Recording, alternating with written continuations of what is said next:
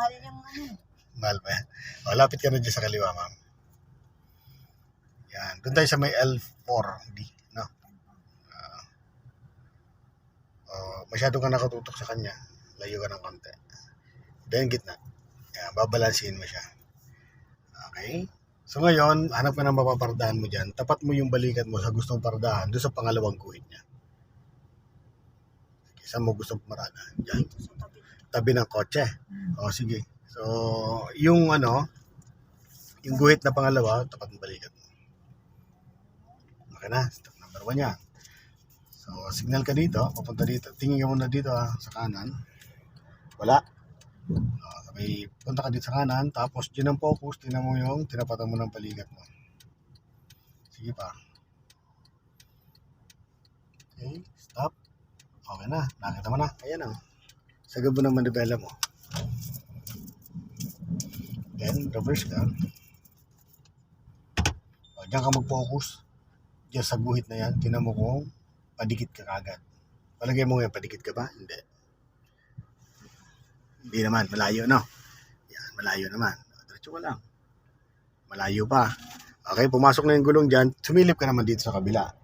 So, titinan mo kung masikip dito, maluwag din. Kasi pag maluwag dito, ibig sabihin masikip dyan. Pag masikip dito, ibig sabihin maluwag dyan. Okay? Pag maluwag dito, ibig sabihin, masikip talaga sa dulo. Okay, atras ka. So, diretso lang. Yan. So, palagay ko, nasikip na yun dyan sa kaliwa na yan. Kasi dito lumuluwag din lumuluwag. Ito naman siya. Pag ganon, pag sumisikip dyan, ang gagawin? Gigit na ang manibela mo. Isa pa. Yan, dinatras ka ng konti. Yan, dyan ka magbase. Okay na. Then, kabig ka na ulit dyan. Papunta ulit dyan.